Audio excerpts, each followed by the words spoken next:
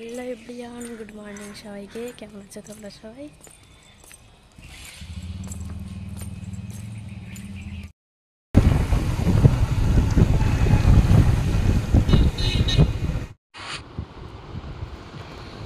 আমি যাচ্ছিলাম বাবার বাড়ি ভোট দিতে, যেহেতু আজকে ভোট ছিল তাই ভোট দিতে যাচ্ছি আমি।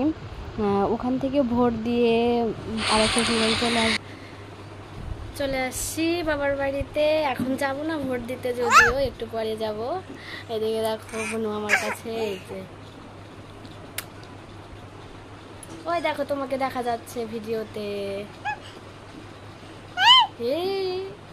কে রে ওটা? কে?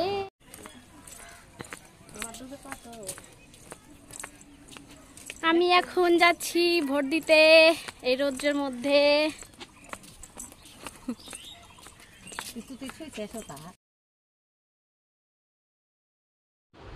ভেবেছিলাম যাব না রোদ্রের মধ্যে ভোট দিতে, সন্ধ্যার দিকে বা বিকালের দিকে যাব, কিন্তু পিসি বলল চ কিছু হবে না, আমি যাচ্ছি, আবার কার সঙ্গে যাবি না যাবি।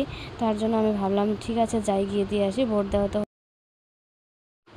ভোট দেওয়া কমপ্লিট হয়ে গেছে। তারপরে বাড়ি গিয়ে খাওয়া দাওয়া করে চলে আসছি আমি ঢেটলে, কারণ বর আমাকে বললো ঢেটল চলে আসো, আমি তোমাকে ওখান থেকে গিয়ে নিয়ে আসবো। তো বাজারও করে নিচ্ছে, কারণ যেহেতু বাড়িতে মানে বাজার সবজি ছিল না, তাই বলছে তাহলে বাজারটা করে নিয়ে যায়। তাই বললাম ঠিক আছে করে নাও। তাই যে ডেটল থেকে বাজারটা করে নিয়েছে। তারপরে হট করে রাস্তার মাঝখানে বাইকটা নষ্ট হয়ে গেল, তাই বাইকের গ্যারেজে এসে আবার বাইকটা ঠিক করাচ্ছি। তাই আমি ওখানে কি করব, দাঁড়িয়ে দাঁড়িয়ে একটু ভিডিও করছিলাম।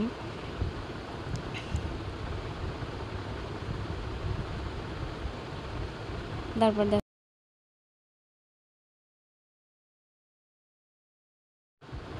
দেখো দাঁড়িয়ে থাকতে থাকতে বোরিং লাগছিল, তখন আমি কী করবো, আমি বলছি কি দেখো আইসক্রিম কাকুটা যাচ্ছে, তাহলে আমাকে একটা আইসক্রিম কিনে দাও। তাই বড় যে দেখো আইসক্রিম কিনে দিচ্ছে, একটা আইসক্রিম নিয়ে নিয়েছি। দেখো এটাই খাবো আমি এখন দাঁড়িয়ে দাঁড়িয়ে। এর মধ্যে ওর বাইকটা ঠিক করা হয়ে যাবে, তারপরে আমরা চলে যাব বাইকটা ঠিক করিয়ে। তারপর চলে আসছি ফ্যানের দোকানে ফ্যান কিনতে। এখান থেকে সিলিং ফ্যান নিয়ে নিব একটা। এখানে একটু ভিডিও করে নিলাম তোমাদের সঙ্গে শেয়ার করব বলে। ফ্যান কেনা হয়ে গেছে, দেখো বাড়িতে কিনে নিয়েছি। দেখলাই তো ফ্যানের দোকানে গিয়েছিলাম, ইলেকট্রিকের দোকানে ফ্যান নিয়ে নিয়েছি। চলে আসছি বাড়িতে।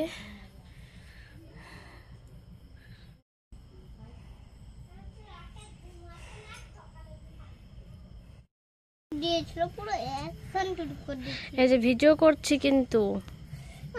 বলো হাই, বলো হাই। এদিকে তাকিয়ে বলতে হয় হাই। কি ভাত খাচ্ছো বলো? ডিম ভাজা।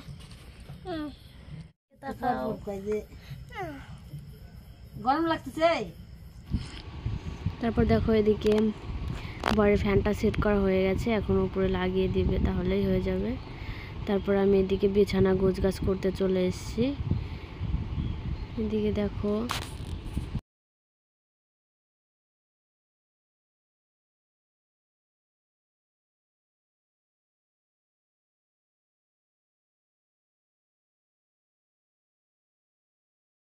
দেখো যেহেতু অনেক দিন থাকিনি বাড়িতে, ছিলাম না, যার কারণে ধুলো পড়ে গেছে, সেই জন্য একটু সব কিছু মুছে নিচ্ছি। মুছে বিছানাটা করে নিব।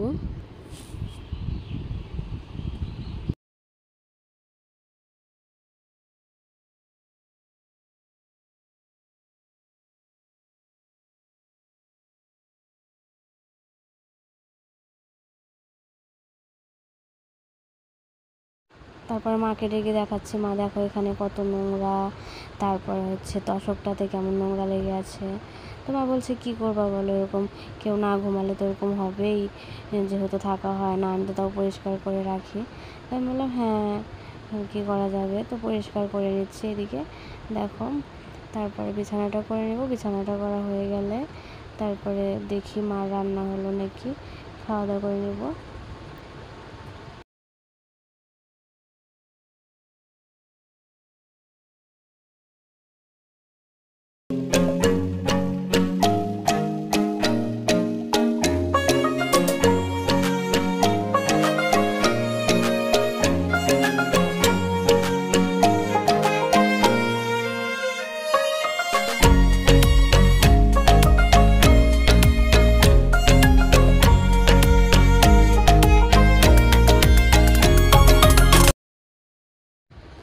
ওই দিকটা পরিষ্কার করা হয়নি।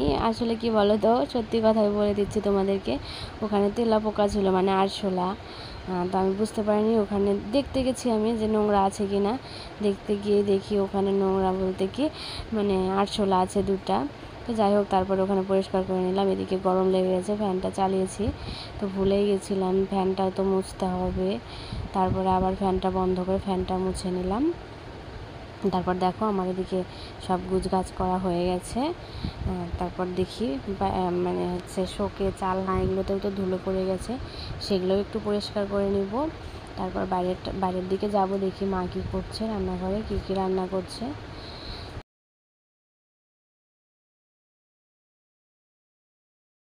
কথা বলি বা আলোচনা করি, সেটাই। দেখো, আমি তো নতুন ব্লগ করছি, জানি আমার অনেক ভুল ত্রুটি হচ্ছে বা হবে। আমি নিজেও জানি যে সেরকম অতটা ভালো হয় না।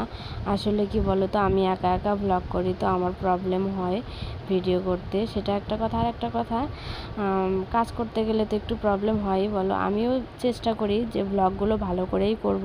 কে চায় না বলো যে একটা কাজ করছি সেটা ভালো হোক।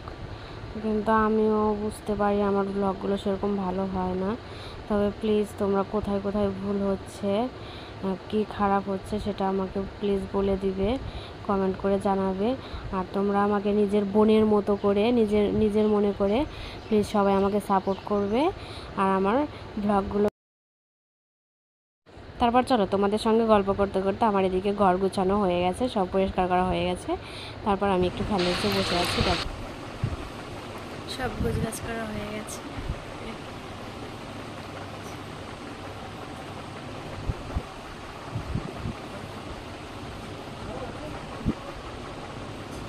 তারপর দেখো এদিকে বর ফ্যানটা ওই ঘরে লাগিয়ে দিচ্ছে, মায়ের ঘরে স্ট্যান্ড ফ্যান ছিল যদিও।